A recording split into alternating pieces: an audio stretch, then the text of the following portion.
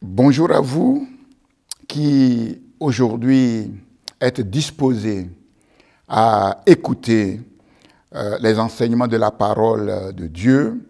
Vous êtes les bénis de Dieu. En effet, c'est une grande bénédiction que d'être au bénéfice de la révélation de la parole de Dieu. C'est un grand privilège pour vous. Mais la Bible ajoute, pourvu que vous mettiez ces choses en pratique et vous êtes heureux. Donc, non seulement écoutez la parole de Dieu, l'écouter pour la comprendre, pour la recevoir, pour la garder et pour la mettre en pratique. De tout cela découle notre bonheur. Nous sommes toujours dans le même thème, être prêt pour le retour imminent du Seigneur Jésus-Christ. Comment être prêt? Et aujourd'hui, je vais faire une petite synthèse de 2 chapitres dans l'évangile de Matthieu, les chapitres 24 et 25. Prions le Seigneur. Je veux te louer, toi qui m'as aimé. Comment m'exprimer et te remercier? Tu as rempli ma vie de joie et d'harmonie. Oh, merci. Tu as rempli ma vie de paix et d'harmonie. Oh, merci. Oui, Seigneur, je veux te louer. C'est vrai, comment m'exprimer? Que dire pour exprimer toute ma reconnaissance envers toi, Seigneur? Comment rendrai-je à l'Éternel tous ces bienfaits envers moi? Toi qui m'as aimé, Seigneur, oui, reçois la louange qui jaillit de ce cœur que tu as purifié par le sang de ton Fils, l'agneau de Dieu qui a coulé sur le bois du calvaire pour mon salut. C'est là la preuve ultime de ton amour pour moi. Seigneur, tu m'as aimé. Voilà pourquoi je suis au bénéfice de ta parole. Oui, tu m'as aimé. Voilà pourquoi tu m'as donné ta parole. Tu aimes ton peuple. Voilà pourquoi tu vas lui adresser ta parole ce matin, en ce jour. Oui, pour guérir, pour délivrer, restaurer et édifier. Ton amour est grand. Seigneur, tu nous remplis au travers de ta parole, de ta joie, de ta paix, de ton amour, de ton harmonie, par l'Esprit de Dieu que tu nous as donné et qui travaille au travers de cette parole, car ta parole est esprit et vie. Et nous voulons que l'Esprit de Dieu prenne le contrôle de toutes choses. Nous proclamons notre radicale dépendance au Saint-Esprit. Oui, que l'Esprit de Dieu accomplisse tes œuvres au travers de ta parole en faveur de tous ceux qui sont au bénéfice de ta parole en ce jour. Sois loué, sois glorifié, notre Dieu et Père, en Jésus-Christ, notre Seigneur et Sauveur. Amen.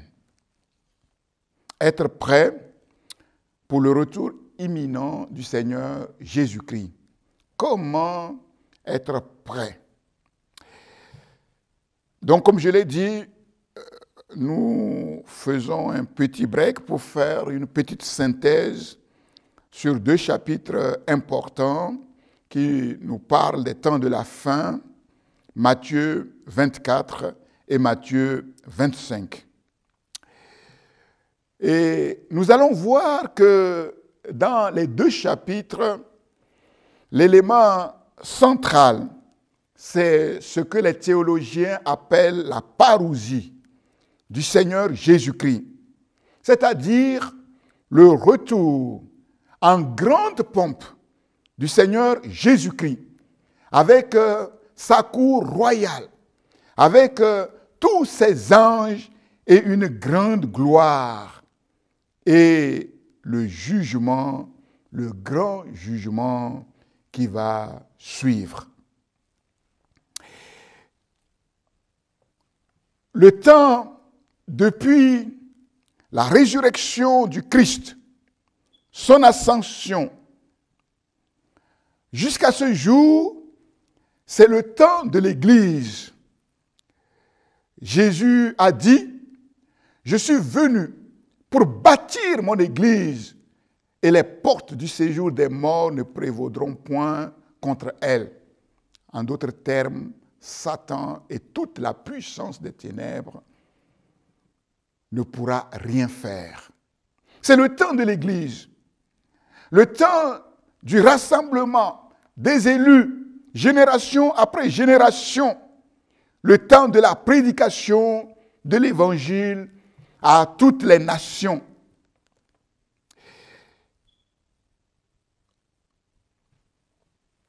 Dans ces 2 chapitres, tout commence par une remarque des disciples au sujet de l'architecture du grand temple.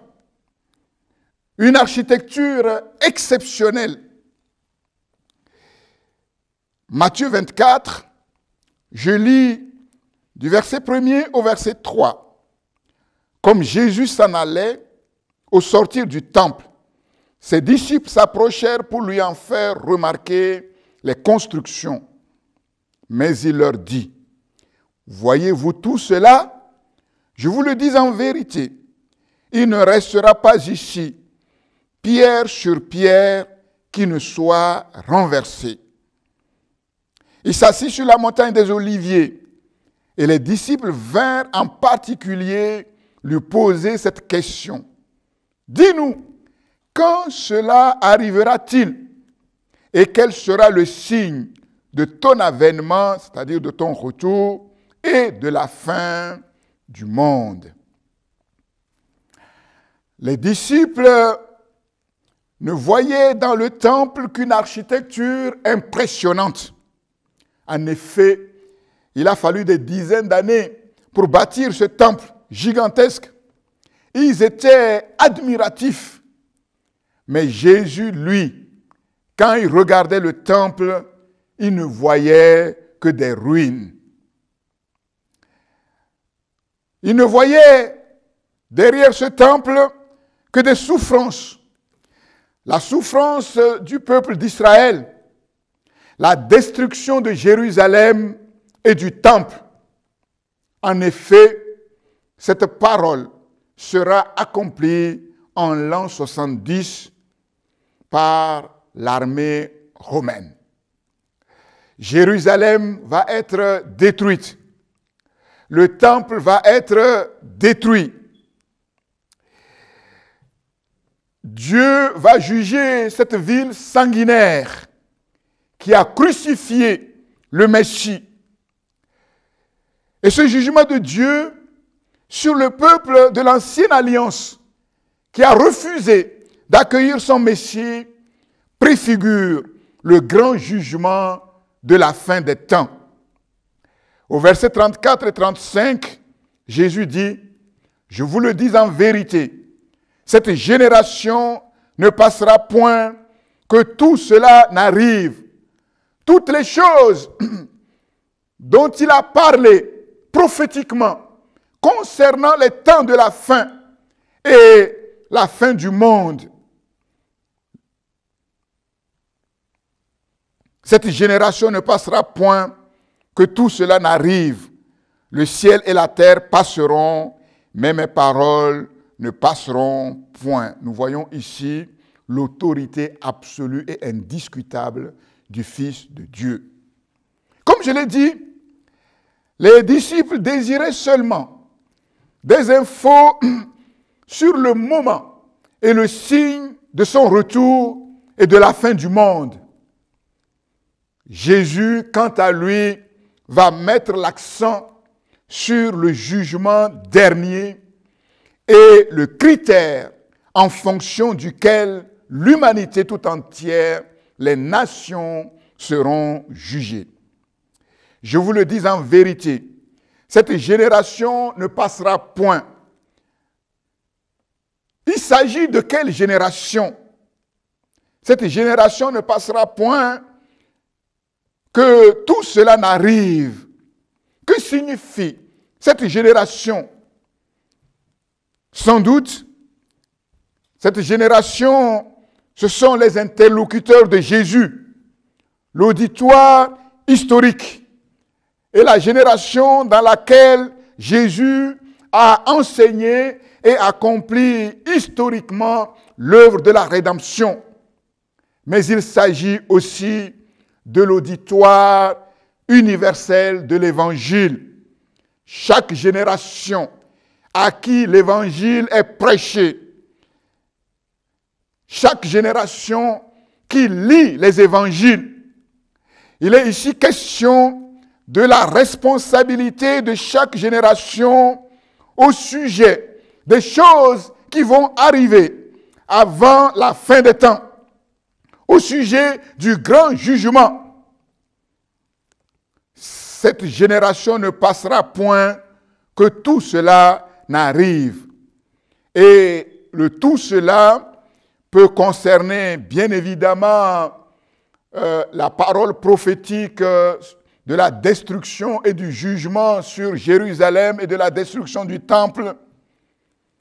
Mais le tout cela peut concerner tout ce qui va se passer jusqu'à la fin des temps, jusqu'au jugement dernier. Le jugement dernier impose aux disciples une vie conforme aux exigences du Seigneur. Et c'est ce que nous voyons dans ces textes. L'attente du retour de Jésus-Christ ne saurait détacher le chrétien de ses devoirs, des devoirs qui s'imposent à lui dans le temps présent. La vigilance qui lui est demandée signifie, comme nous l'avons vu dans le texte du jugement dernier, assistance, secours aux plus démunis, aux nécessiteux et plus particulièrement à ces plus petits auxquels le Fils de l'homme est entièrement solidaire. Les disciples du Christ, les frères de Jésus. Et nous avons vu que ces plus petits sont les disciples de Jésus, les frères de Jésus, c'est-à-dire ceux qui font la volonté du Père céleste. Le jugement dernier, c'est par conséquent l'exigence d'une vie conforme à l'amour de Dieu. Car ce secours, ces œuvres sont bel et bien les œuvres d'amour et de miséricorde.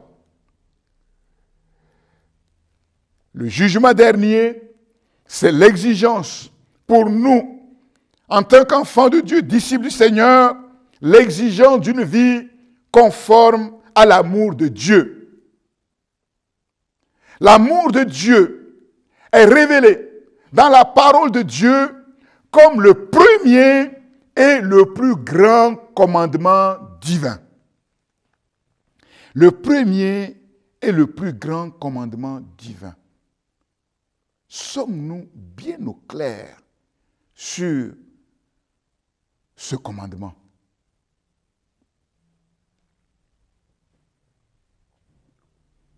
L'amour de Dieu L'amour du prochain, c'est le résumé de toute la loi et les prophètes.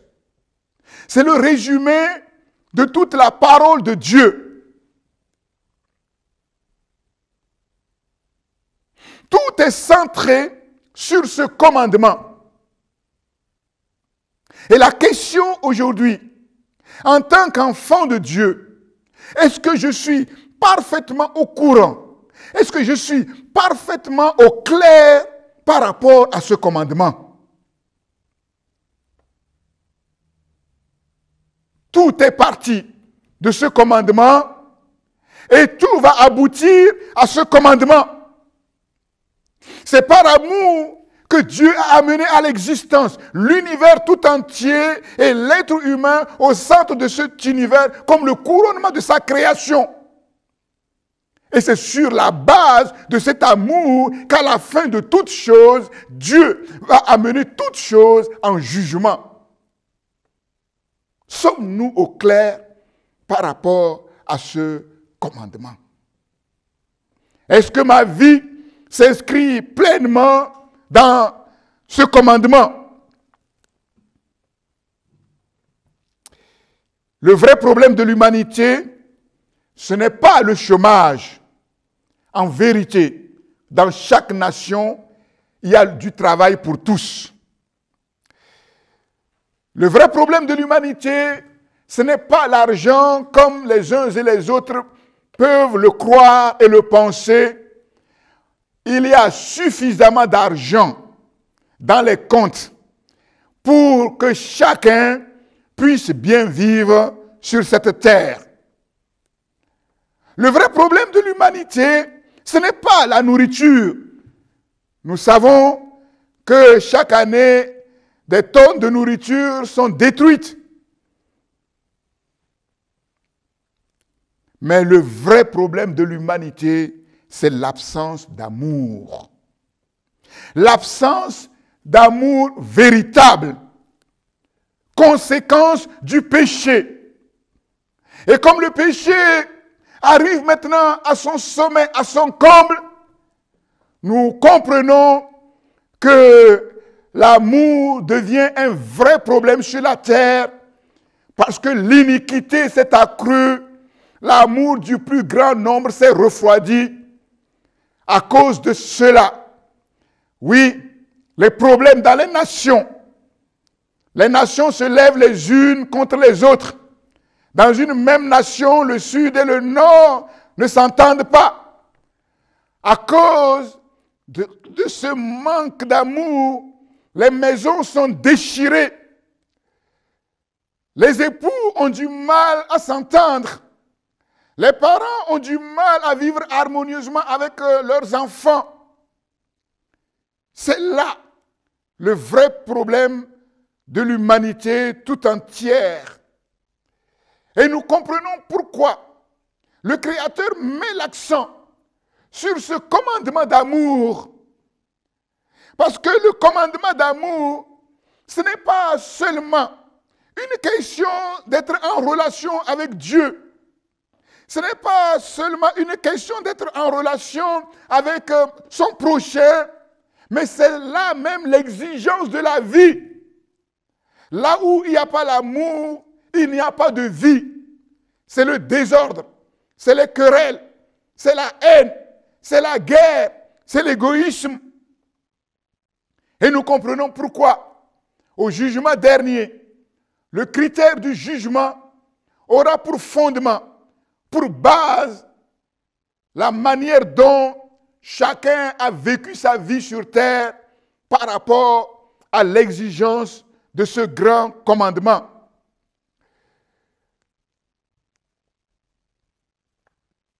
Dans la parole de Dieu, et plus particulièrement dans les évangiles, il apparaît clairement que le signe particulier et distinctif du disciple du Christ, c'est l'amour. Comment savoir qu'un chrétien est disciple du Christ? C'est l'amour qu'il manifeste envers son prochain. Car le fondement de la famille de Dieu dont il est membre, le fondement du royaume dont il est citoyen, le royaume de Dieu dont il est citoyen, c'est l'amour. Jean écrit dans sa première épître, au chapitre 4, versets 7 à 10, « Bien-aimés, aimons-nous les uns les autres. Bien-aimés, aimons-nous les uns les autres. » Et vous savez que l'apôtre Jean, c'est l'apôtre de l'amour par excellence. Le disciple que Jésus aimait, non pas parce que Jésus faisait la différence entre les disciples, mais c'est plutôt le disciple qui a su effectivement se glisser dans l'amour de Dieu, dans l'amour du Christ. C'est lui qui a osé mettre sa tête sur le sein de Jésus. Je ne crois pas que si Pierre voulait le faire, Jésus allait lui interdire non. C'est l'apôtre de l'amour et les traditions racontent que jusqu'à la fin de sa vie, quand il était un vieillard, on le transportait dans les églises et quand il arrivait dans les églises, c'était la même exhortation, bien-aimés, aimez-vous les uns les autres, aimons-nous les uns les autres. Bien-aimés, aimons-nous les uns les autres. Pourquoi? Car l'amour est de Dieu. L'amour est de Dieu. L'amour n'est pas d'un homme. L'amour ne vient pas d'un homme. L'amour est de Dieu. L'amour vient de Dieu. Et quiconque aime est né de Dieu et connaît Dieu. Quiconque aime est né de Dieu et connaît Dieu. Si je dis que je suis né de nouveau, si je le dis, comment savoir que ce que je suis en train de dire est vrai? Comment le savoir? Le signe, c'est l'amour que je manifeste.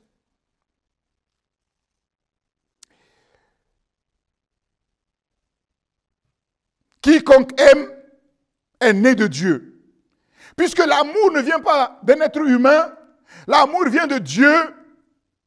Pour que je puisse être au bénéfice de cet amour, il faut que je sois en relation avec Dieu. Et c'est au travers de cette relation sincère que je reçois l'amour de Dieu. Quiconque aime est né de Dieu et connaît Dieu.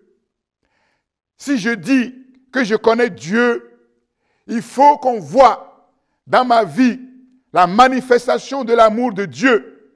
Celui qui n'aime pas n'a pas connu Dieu. Si je n'aime pas mon prochain, cela signifie clairement que je ne connais pas Dieu. Car Dieu est amour. Et si je connais Dieu, cela signifie que je connais l'amour de Dieu. Cela signifie que je suis au bénéfice de la révélation de l'amour de Dieu. Et quand je suis au bénéfice de la révélation de l'amour de Dieu, alors la révélation de l'amour de Dieu qui vient dans mon cœur amène l'amour de Dieu qui me transfigure et qui fait de moi un enfant de Dieu. L'enfant de Dieu, c'est celui qui est au bénéfice de l'amour de Dieu.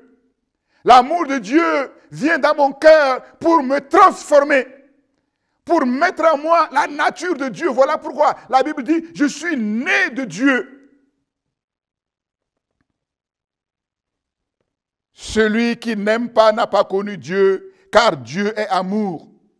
L'amour de Dieu a été manifesté envers nous en ce que Dieu a envoyé son Fils unique dans le monde afin que nous vivions par lui. Comment l'amour de Dieu a-t-il été manifesté dans le monde? Ce n'est pas parce que Dieu est venu dans le monde pour distribuer à chacun selon ses désirs. Non. L'amour de Dieu a été manifesté en ce que Dieu a fait quelque chose. Dieu a donné. Dieu a sacrifié. Dieu s'est donné. Et nous comprenons que ce que les êtres humains appellent amour sur la terre n'est que caricature. Les êtres humains se parent des haillons qu'ils considèrent comme des vêtements d'amour.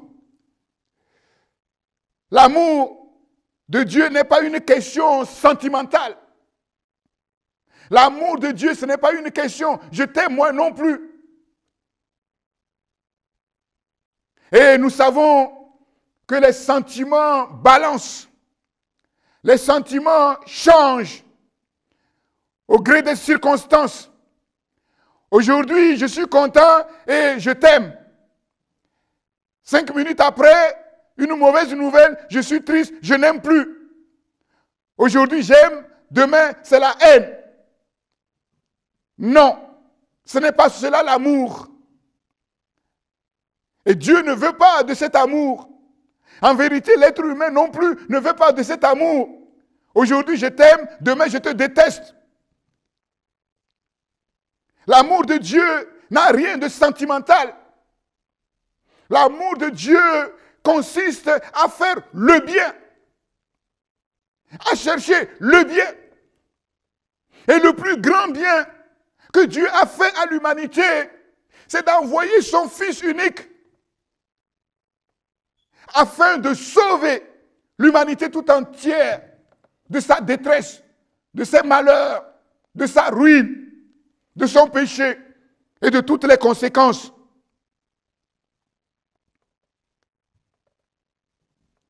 L'amour s'attache à faire le bien sans regarder ni au temps, ni aux circonstances, et même sans regarder à l'autre. Et cet amour consiste non point en ce que nous avons aimé Dieu, mais en ce qu'il nous a aimés et a envoyé son Fils comme victime expiatoire pour nos péchés. 1 Jean chapitre 4, versets 7 à 10. Et dans l'évangile de Jean, chapitre 13, verset 34, Jésus dit ceci à ses disciples: « Je vous donne un commandement nouveau. Aimez-vous les uns les autres comme je vous ai aimé. Vous aussi, aimez-vous les uns les autres. Je vous donne un commandement nouveau. » Mais comment ce commandement peut être nouveau? Puisque ce commandement, qui est le premier et le plus grand, dans toute la Bible, était déjà dans l'ancienne alliance. C'est le résumé de la loi. C'est le résumé de tous les commandements que Dieu a donnés à son peuple dans l'ancienne alliance. Mais comment se fait-il que Jésus qualifie ce commandement ancien de commandement nouveau? En quoi ce commandement est nouveau? Ce commandement ancien que Jésus qualifie de nouveau est nouveau en raison de ce que Jésus a fait sur la terre. C'est le seul homme qui a révélé pleinement l'amour de Dieu, qui a manifesté pleinement l'amour de Dieu.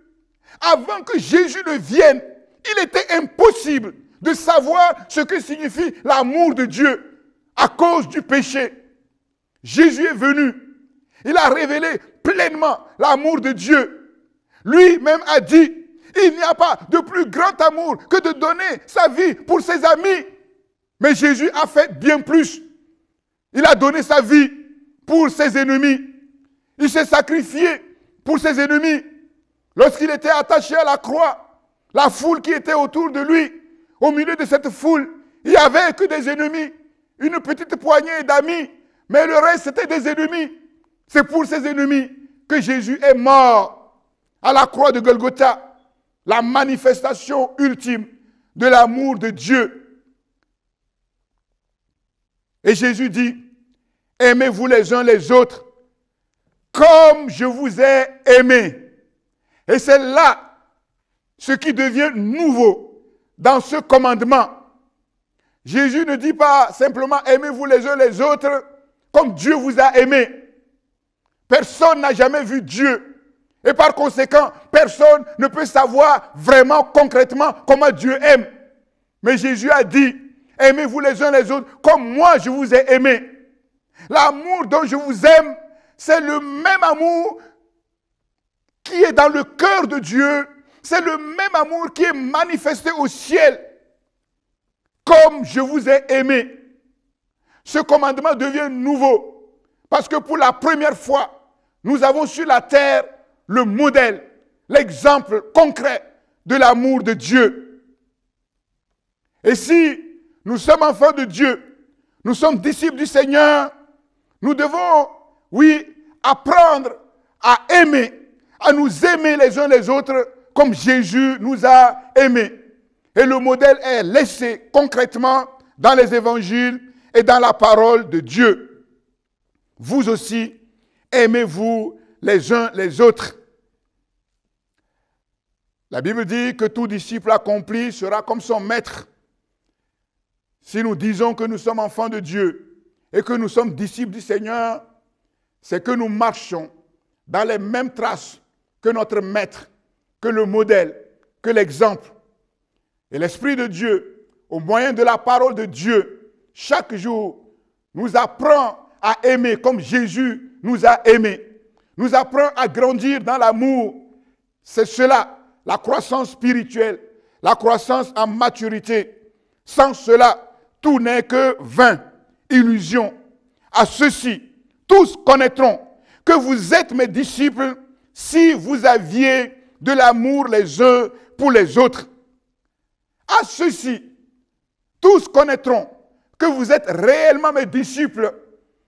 Force est de se rendre compte, comme nous l'avons vu, que le monde est rempli de faux chrétiens, de faux serviteurs, de faux prédicateurs, de faux prophètes, de faux disciples.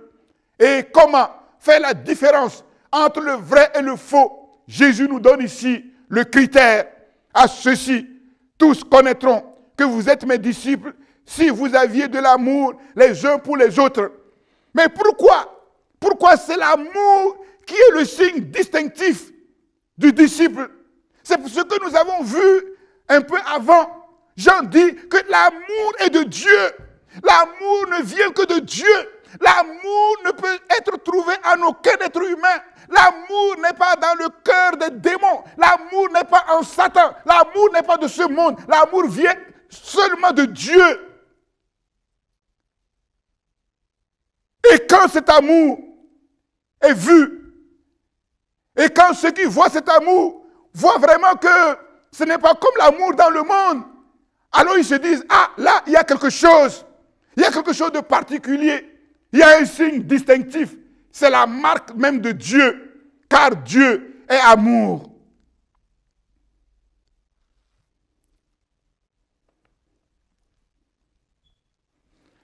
L'amour fraternel. Aimez-vous les uns les autres.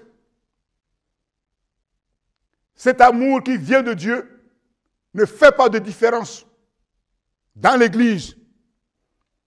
Tous les frères et sœurs, sans exception, je peux parler à tous mes frères et sœurs sans faire de différence, comme Dieu, comme Jésus. Et c'est là le signe, la preuve que je suis réellement né de nouveau. Que l'amour de Dieu a été répandu dans mon cœur par le Saint-Esprit et que j'apprends à grandir chaque jour dans cet amour. Nous comprenons pourquoi le critère d'approbation ou du rejet au jugement dernier, ce sont les œuvres d'amour, les œuvres de miséricorde, les miséricordes qui découlent de l'amour de Dieu, essentiellement envers les frères et sœurs. Jésus dit, Matthieu 25, 40, toutes les fois que vous avez fait ces choses à l'un de ces plus petits de mes frères, c'est à moi-même que vous les avez faites. Et nous avons vu comment Jésus se solidarise et s'identifie à ses frères, à ses plus petits, qui sont ses frères, qui font la volonté du Père céleste sur la terre. Galates chapitre 6, verset 10. Ainsi donc, pendant que nous en avons l'occasion, pratiquons le bien envers tous. Aimez Dieu, aimez mon prochain, quel qu'il soit comme moi-même. Et surtout, écoutez bien, et surtout, envers les frères en la foi. Et surtout, envers les frères en la foi. Paul l'a dit clairement. Si dans l'Église, nous faisons une sélection, si dans l'Église, nous faisons une différence entre les frères et sœurs, nous montrons par là l'absence de l'amour de Dieu dans nos cœurs. Nous manquons d'amour. Et en cela, nous ne pouvons pas dire que nous sommes disciples de Jésus-Christ. Car ce n'est pas comme ça qu'il a aimé. Nous aurons des problèmes au jour du jugement dernier. Quelqu'un dira, oui mais pasteur, tu as bien dit qu'il y a du faux. Il y a des chrétiens qui sont faux. Oui, c'est vrai. Tous ceux qui se disent chrétiens, ce n'est pas tous ceux qui se disent chrétiens qui le sont en vérité, c'est vrai. Mais là où vous n'avez pas raison, c'est que la Bible nous donne deux options. Ou bien l'aimer comme un frère, comme une sœur, à défaut l'aimer comme un prochain. Quel qu'il soit. Et je vous ai bien dit que le temps n'est pas encore arrivé à faire le tri. Ce n'est pas nous qui faisons le tri. Nous sommes incapables de séparer l'ivraie du blé. Et je vous ai bien dit que parfois, il y a des chrétiens, quand on les regarde, on a l'impression qu'ils ne sont pas chrétiens alors qu'ils le sont vraiment. Et parfois, il y a des personnes, quand on les voit, on dit, mais celui-là, c'est un vrai chrétien alors que c'est un faux. Puisque nous avons vu que Satan se déguise en ange de lumière. Et aussi, ses enfants, ses disciples. Un point essentiel du discours de Jésus pour nous, dans Matthieu 24 et 25, c'est l'incertitude totale en ce qui concerne le jour et l'heure de sa venue. Veillez donc, puisque vous ne savez pas quel jour votre Seigneur viendra. Matthieu 24, 42. Et le verbe qui a été traduit par veiller ici est à l'impératif présent. Qu'est-ce que cela nous enseigne? Cela nous enseigne une vigilance constante dans le présent, chaque jour, chaque instant. Pour ce qui est du jour et de l'heure, personne ne le sait, ni les anges dans les cieux, ni le Fils, mais le Père seul. Matthieu 24, 36. Ah, Jésus, sur la terre, le Fils même, ne connaît pas le jour, ne connaît pas l'heure. Comment le comprendre? Comment le comprendre? C'est la preuve incontestable de l'humanité du Christ. Pourquoi lui-même s'est placé dans cette position, lui qui sait tout du Père, peut-être pour mieux nous communiquer l'urgence de la chose, la nécessité d'être vigilant. Il s'est totalement identifié à nous et pour des raisons que nous ignorons, il a choisi de ne pas connaître, de ne pas savoir le jour et l'heure de sa venue sur la terre. La date n'est pas révélée. Le jour et l'heure sont tenus secrets. Secret d'État, secret du royaume. La connaissance du jour et de l'heure est quasiment impossible. On a vu de grandes spéculations sur la probable date de retour du Seigneur et à chaque fois, c'était de l'illusion. Il y aura une grande surprise. L'étonnement sera total. Quand ça se passera, personne ne s'y attendra. D'où, frères et sœurs, l'exigence de la vigilance constante. Et en fait, quand nous regardons bien, la crise sanitaire que nous traversons nous impose la même vigilance. Si nous n'avons pas la pression de cette vigilance, ce n'est pas par sagesse que nous le faisons, car personne ne peut dire « moi, je ne peux pas contracter le virus ». Et personne ne peut dire « si je le contracte, je ne vais pas mourir ». Je crois que celui qui le dit se comporte plutôt comme un insensé et ce n'est pas bien. Et la vigilance qui nous est demandée dans ces textes est exprimée par 5 images concrètes que je vais rappeler brièvement. La première image concerne le temps de Noé. L'humanité tout entière a déjà été jugée et détruite à un moment précis de l'histoire. C'était le temps de Noé, à l'exception d'une famille, la famille de Noé, préfiguration et image de l'Église. Jésus dit,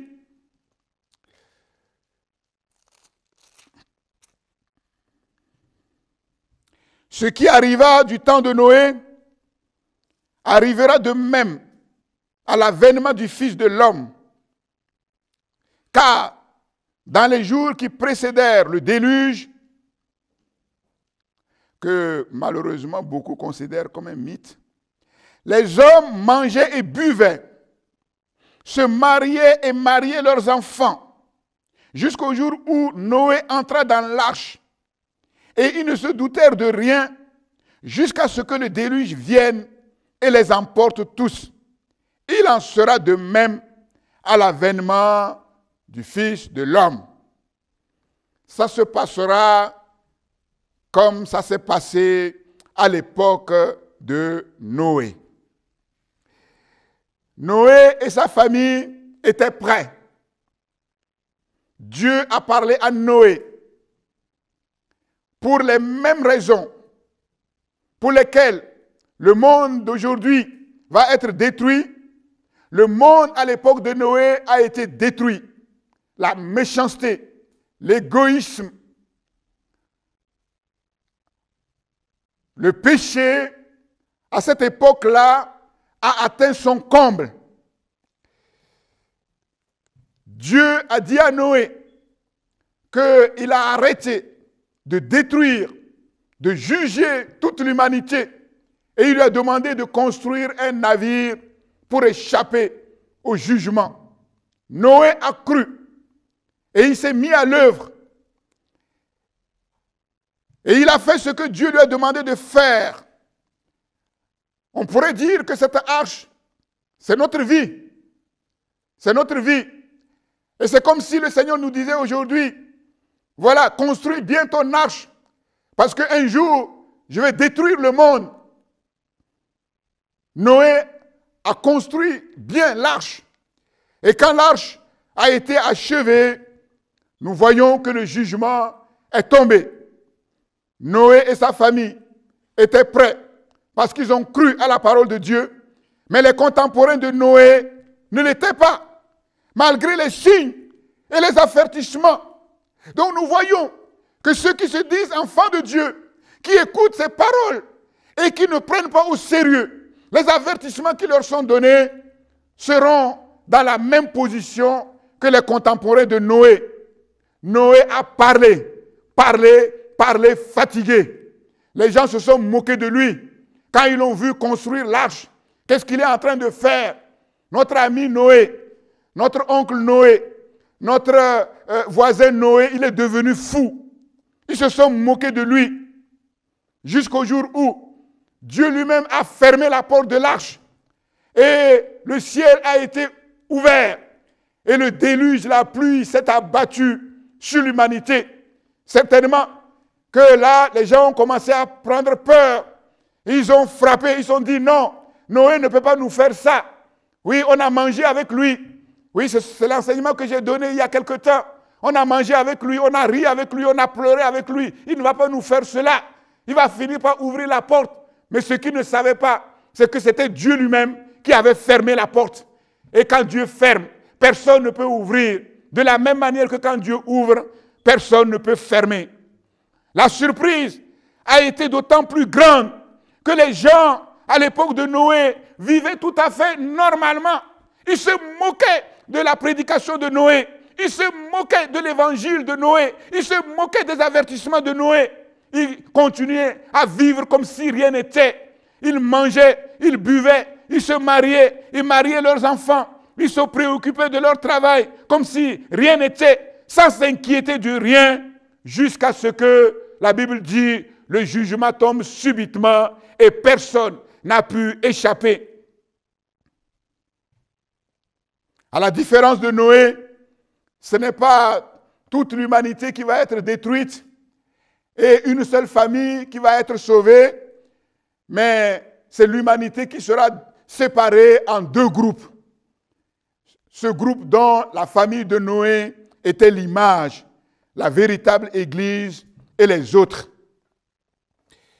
Les chrétiens qui vivent dans la communion de l'Esprit, qui écoutent et prennent au sérieux et avec attention les avertissements de la parole de Dieu et qui conforment leur vie à ces avertissements seront prêts comme Noé et sa famille l'ont été. La deuxième image, c'est le propriétaire cambriolé. Matthieu 24, 43 et 44 nous dit clairement que ce propriétaire qui a été cambriolé, s'il avait été au courant que le voleur allait venir voler, il allait tout faire pour monter la garde. Et on le comprend. Mais ce n'a pas été le cas. Oui, un voleur ne prévient pas avant de venir. Et ici, le Seigneur nous dit que nous ne sommes pas dans la position de ce propriétaire cambriolé puisque nous sommes bien avertis. Troisième image, l'image du serviteur fidèle établi sur la maison de son maître pour donner de la nourriture aux gens de sa maison au temps convenable. Quel est donc le serviteur fidèle et prudent que son maître a établi sur ces gens pour leur donner la nourriture au temps convenable? Heureux ce serviteur que son maître à son arrivée trouvera faisant ainsi. Je vous le dis en vérité, il établira sur tous ses biens responsabilité plus grande. Mais si c'est un méchant serviteur qui se dit en lui-même, mon maître tarde à venir, s'il se met à battre ses compagnons, s'il mange et boit avec les ivrognes, le maître de ce serviteur viendra le jour où il ne s'y attend pas et à l'heure qu'il ne connaît pas. Il le mettra en pièces et lui donnera sa part avec les hypocrites. C'est là qu'il y aura les pleurs et les grincements de dents.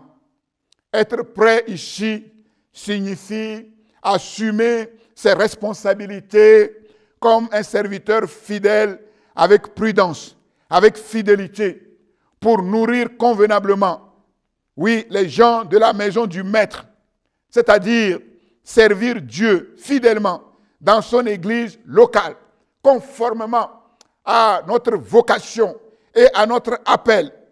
Et nous voyons ici que nous, en tant que serviteurs de la parole de Dieu, prédicateurs de la parole de Dieu, nous allons être jugés sévèrement. C'est ce que nous voyons ici. Nous devons nous attacher non seulement à donner de la nourriture, mais de la nourriture convenable. Oui, en chaque temps, en chaque circonstance, par la grâce de Dieu. Ne pas être prêt, c'est manifester de la méchanceté, de l'égoïsme. Au lieu de servir Dieu en faveur des frères et sœurs, en faveur de l'Église, exploiter plutôt les autres pour son intérêt personnel. Manger et boire avec les ivrognes, une vie de désordre. Battre ses compagnons, les critiques, les jugements négatifs, la zizanie. Oui, le maître jugera sévèrement de tels comportements, de telles conduites. Et l'argument de ce serviteur infidèle, c'est ceci. Mon maître tarde à venir. Et nous voyons malheureusement que beaucoup de chrétiens, de serviteurs de Dieu, croient qu'il est impossible que Jésus vienne aujourd'hui.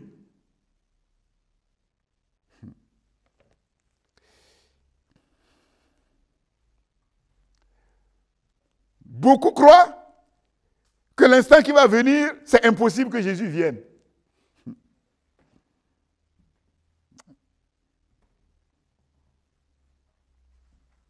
Cela montre qu'on ne prend pas au sérieux les avertissements de la parole.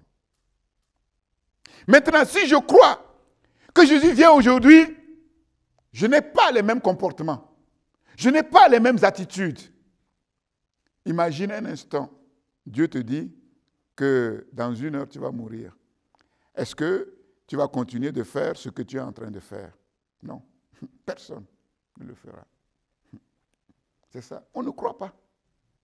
On ne prend pas au sérieux suffisamment. Pourtant, quand nous regardons les évangiles, quand nous regardons le Nouveau Testament, la parole de Dieu insiste à plusieurs fois sur la vigilance. Veillez et priez. L'esprit est bien disposé, mais la chair est faible. Mais on fait comme si c'est pour un temps lointain. Quand certains essayent de conjecturer un peu, ils se disent, ouais, non, dans cette décennie, il ne va pas venir. Bon, on pense que c'est dans 2 décennies, dans 3 décennies. On se donne du temps. Et c'est là le problème. Et parce qu'on se donne du temps, nous-mêmes, on n'agit pas comme la parole de Dieu nous recommande d'agir dans l'urgence. Et c'est un sérieux problème. Mon maître tarde à venir. On ne croit pas que Jésus peut revenir aujourd'hui. On ne croit pas que Jésus va venir demain. On pense que tous les projets que nous avons à cœur, nous allons bien les mener et nous allons jouir de ces projets avant que Jésus ne vienne. C'est une légèreté, superficialité vis-à-vis de la parole de Dieu. Et à cause de cette superficialité, ce qui les préoccupe, c'est le travail, c'est le mariage, manger et boire, prendre plaisir. Et nous voyons que ce serviteur infidèle va être jugé. Et son jugement, c'est qu'il va être mis en pièces, jeté dans les mains des bourreaux. Un châtiment sans pitié. En fait, Jésus dit qu'il aura le même sort que les hypocrites, que Jésus juge très sévèrement dans Matthieu chapitre 24. C'est quoi les hypocrites? Les hypocrites, c'est ceux qui ne font pas ce qu'ils disent. Ceux qui parlent, mais qui ne font pas. Ce peuple m'honore de la bouche, mais son cœur est éloigné de moi. Ce n'est pas moi qui suis le centre de leur vie. Ce n'est pas moi le trésor de leur cœur. Leur trésor est ailleurs. Et ils croient qu'en me chantant, ils vont me séduire pour m'amener, oui, à répondre aux besoins qu'ils chérissent plus que moi. Les hypocrites n'agissent pas conformément à ce qu'ils prétendent être.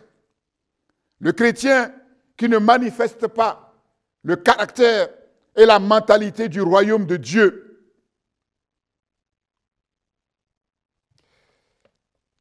La 4e image, ce sont les demoiselles d'honneur de cette noce que nous avons vue, la parabole des vierges folles et des vierges sages.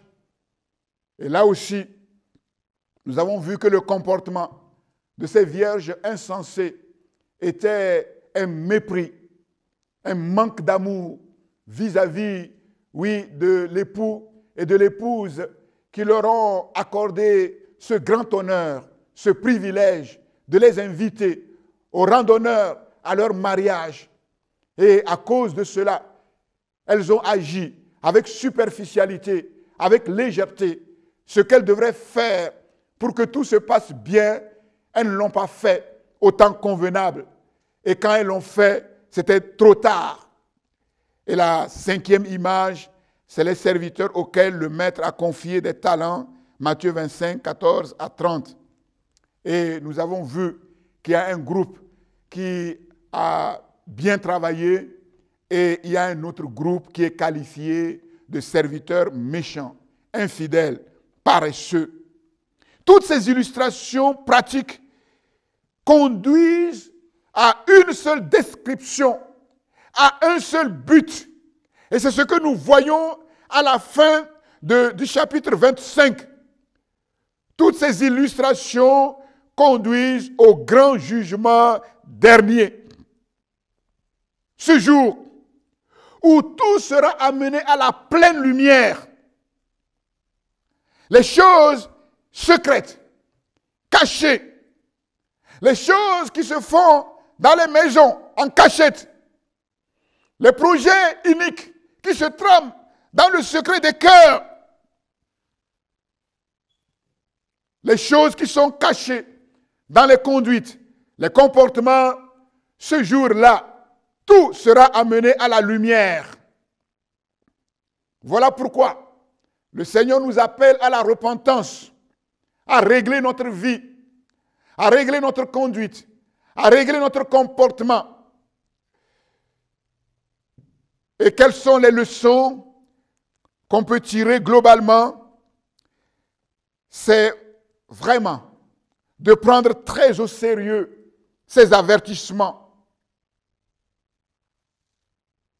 C'est très sérieux. Les choses qui sont annoncées, les choses qui sont dites, s'accompliront comme elles ont été annoncées, comme elles ont été dites. La preuve, le déluge a détruit l'humanité tout entière à l'époque de Noé. Dieu n'a pas dit « Ah, c'est terrible ». Oui, peut-être que non. Dieu a annoncé quelque chose et Dieu a agi conformément à sa parole. Quelles attitudes, quels comportements, cela nous demande une foi sincère, selon la parole, une repentance authentique, une conversion sincère à Dieu, conscient du privilège que Dieu nous donne de le connaître, de le servir, manifester chaque jour la reconnaissance